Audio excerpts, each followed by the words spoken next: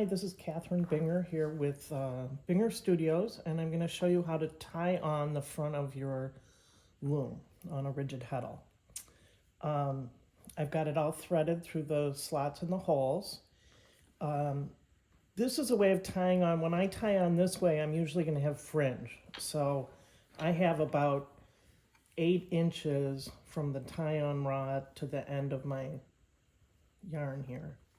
And I'm going to start on the right side by taking about an inch worth of yarn, which right now I'm using an 8 dent, so that'll be 8 yarns.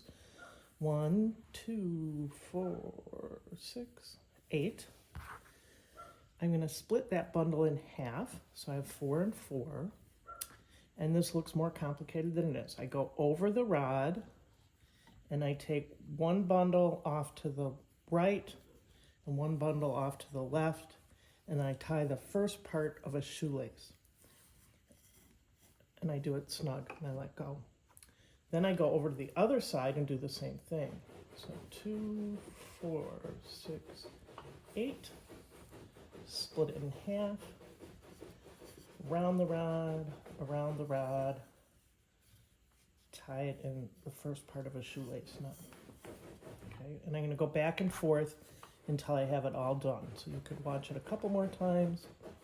Let's see, 4 and 4.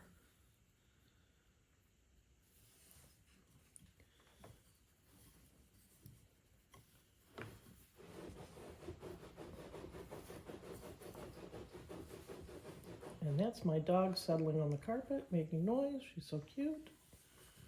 If you heard that scratching. So I've got 4 and 4. Go around the rod. Come up on either side.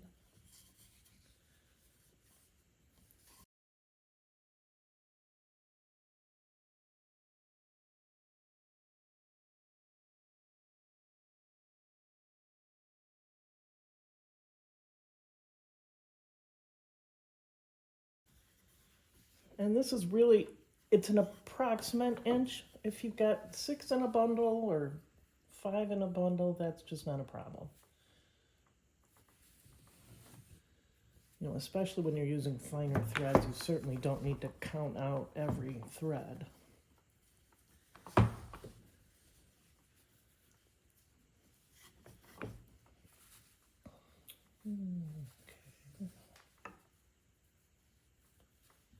I think I have 5 and 5 in this bundle, and that'll be just fine. I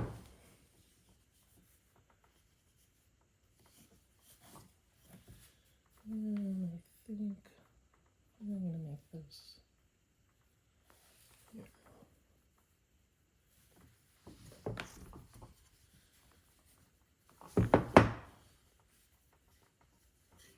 These bundles are a little smaller just because of what I was left with. This one's bigger.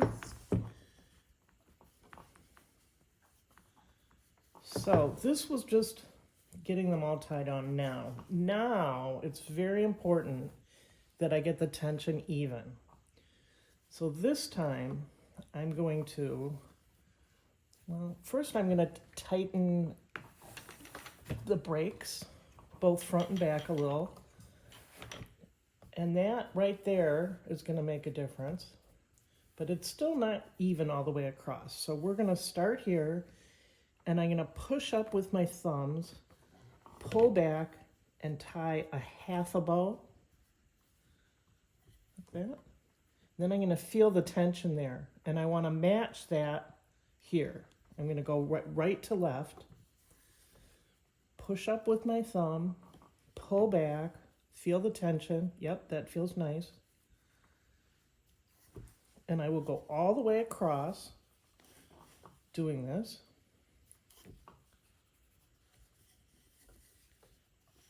And then I'll check one last time. Often, once I've gotten across, these two have loosened up, but maybe not. We'll see.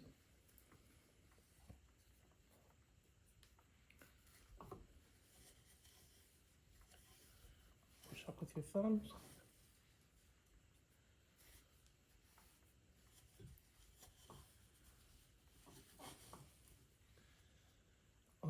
weaving with wool, wool is very forgiving. Once you start weaving, the tension evens out pretty quickly, even if you didn't do a great job here. Cotton, not so much, so you have to be really careful getting this set up with cotton.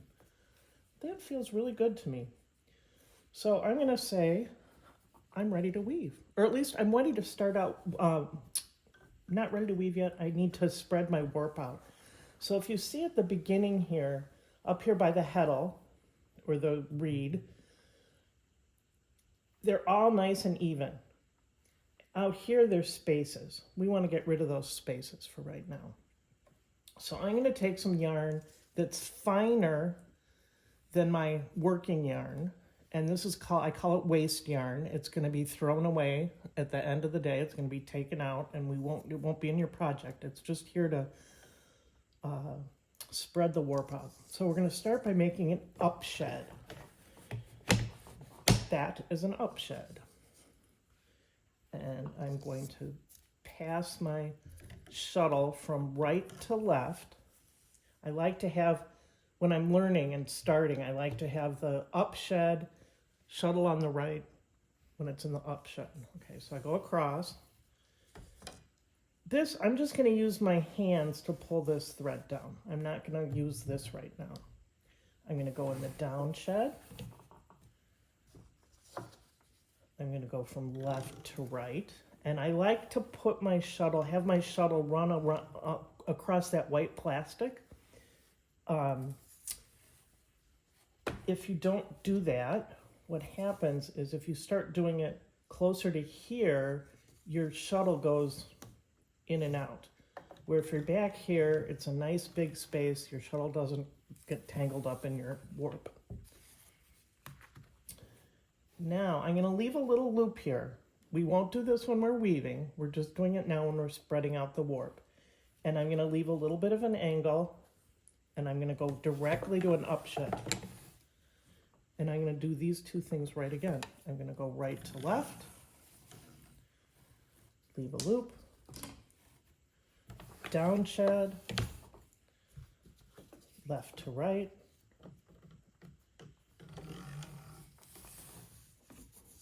leave a loop. And now I'm going to hold on to the heddle with both hands and pull. This is quite difficult. I'm pulling pretty hard. And now my fell line, this line here is not straight. I don't care about that now. But I like how even it all got spread out. Now, if there were still some gaps here, you might want to do that same process all the way again. So let's just do it real quickly so you see.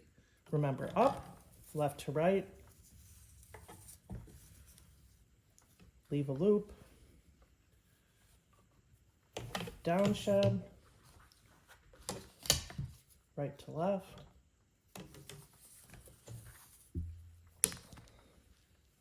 leave a loop, up shed, right to left. I might have said that wrong last time. And then one more time in a down shed.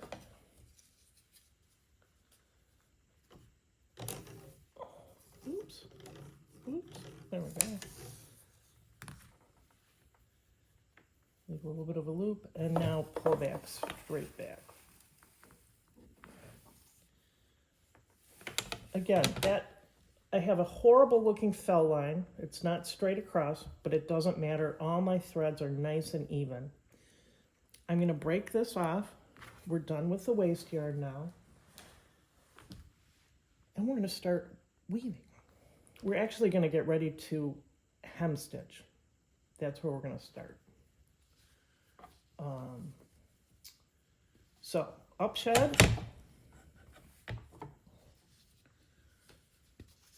Right to left. And we're going to get ready to hem stitch. So we're going to leave one, see I'm going a little bit of an angle, 2, 3 long lengths of a tail. I'm going to go in the downshed. I'm